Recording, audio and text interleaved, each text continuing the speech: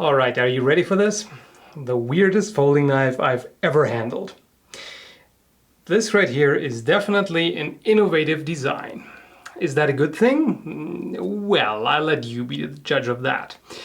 I just have this personal thing where any exotic, weird-looking knife kind of captures my attention. Whenever I see a knife and I go, what the heck is this? I'm sort of interested. Unfortunately, I have to say, sometimes. Because exotic doesn't always mean functional. What about this? Well, let's take a look. It is a knife made by Sanjia, which is a company that I've never heard of, or Sanjia, or whatever. But quite frankly, I'm surprised that it even has a brand name and logo, because it's one of those cheap Asian deals. I found this on eBay for 10 bucks, and as it turns out later, even that was too much already, as you can find it for as low as $6.50. In other words, it is really, really cheap. As you can see in case of this box.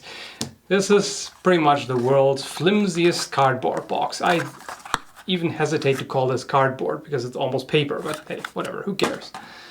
Doesn't matter.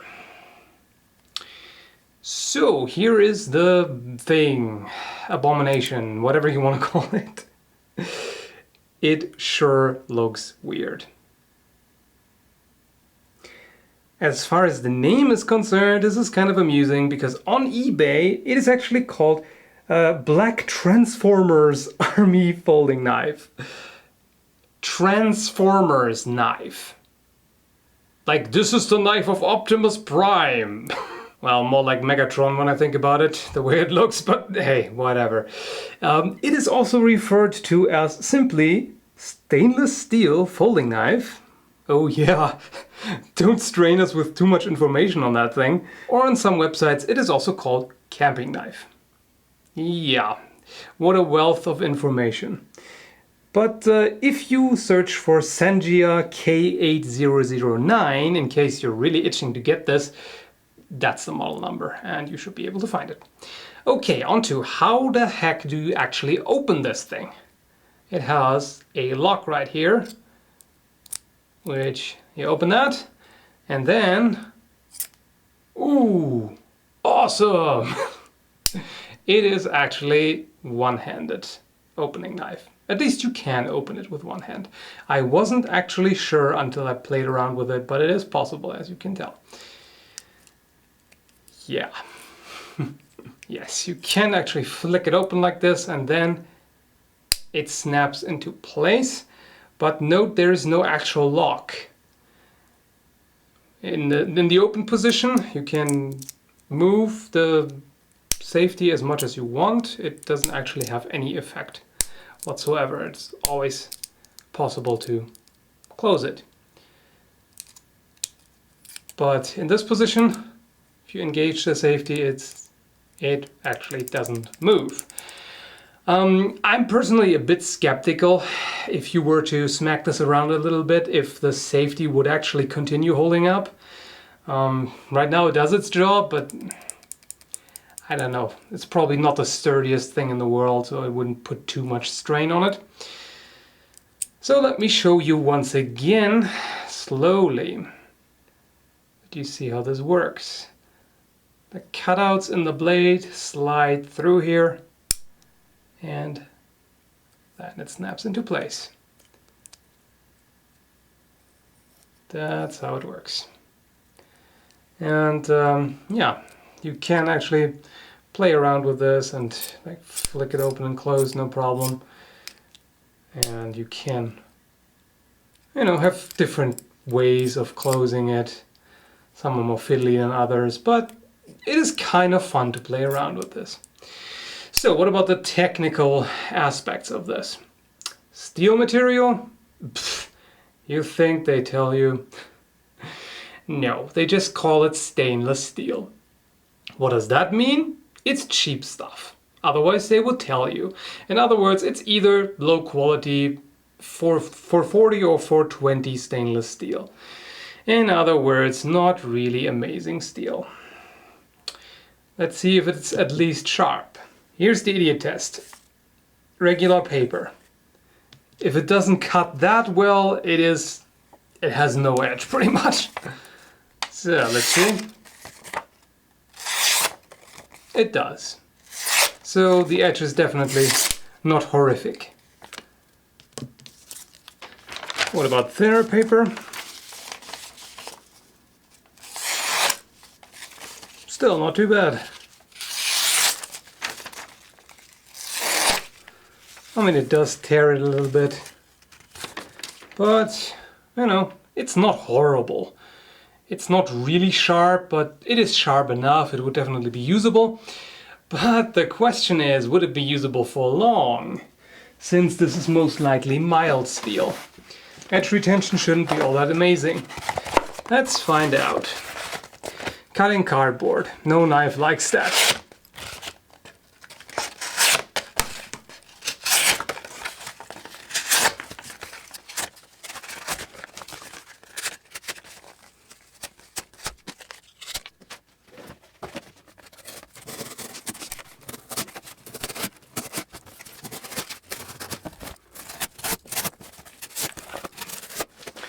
Alright, now that I did a little bit of cardboard cutting with it, which it does reasonably well, cannot complain about that really. Let's try again. Ooh. Are you serious? Look at this. Just a little bit of cardboard cutting and already it has lost its edge. Yeah, not impressed. It doesn't even cut paper anymore at this point. See, there. Okay, this steel is crap. Quite frankly, it is not good. You will have to resharpen this all the frickin' time if you intend on using this. But is this really an EDC knife? I mean, let's be frank about it. It's not exactly the most functional design in the world. Although, I mean, considering how weird it is, I actually cannot complain too much. You know, there are some weird designs that are really absolutely impractical. This thing here, I mean, yeah, it is weird, definitely. But considering, it handles pretty well. One thing that, you know, I already mentioned, it has no lockup really. And I was a bit concerned about that, but it is actually not a problem because even though, if you see, if I put pressure on here, it has a tendency to start to break open. But it has nowhere to go. If you observe this part of the handle pushes outward, so it pushes against my palm. There's absolutely no way this is going anywhere. I would have to like keep opening my palm. Not even that works. You see, it cannot really, when you're handling it, there's no way it can close further than this. It may be annoying when you're working on something and it does this, but it's not actually a problem. You can still use it. And it is very safe actually. So even without a lockup, basically you might call this a slip joint, I suppose. But it is a lot more secure than that because, as you can see, this is not going anywhere. As far as build quality is concerned, well, there is a bit of play here sideways, and of course what it does is it moves quite a bit here in the handle section. Probably hear that. So, you know, I was originally thinking about testing how much this thing actually, how much abuse it takes, like throwing it on hard floor or something, but I decided against it because I thought that if I throw this onto concrete or something, this will most likely just shatter and parts will be flying, and I don't think that will prove much. I just wouldn't do stuff like this with this knife. It is simply too cheap. Okay, so it's more of a novelty collector thing. It is usable, but it's just for the sheer fun of it and just to, you know, play around with it, because it is kind of fun actually in that way. The grip in itself, I like the design, the shape of it, because that's quite useful. Your index finger rests here, you've got some jimping there. It's a pretty comfortable design overall. Nothing wrong with it. Its surface is, well, grippy enough. It has these grooves here, so that works. Not utterly amazing, but I mean, in general, if I look at the shape, it is actually quite nice.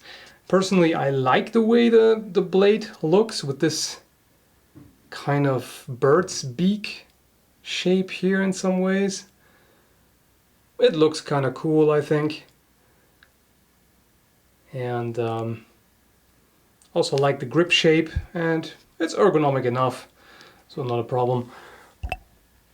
So overall, really, this is basically a collector's knife.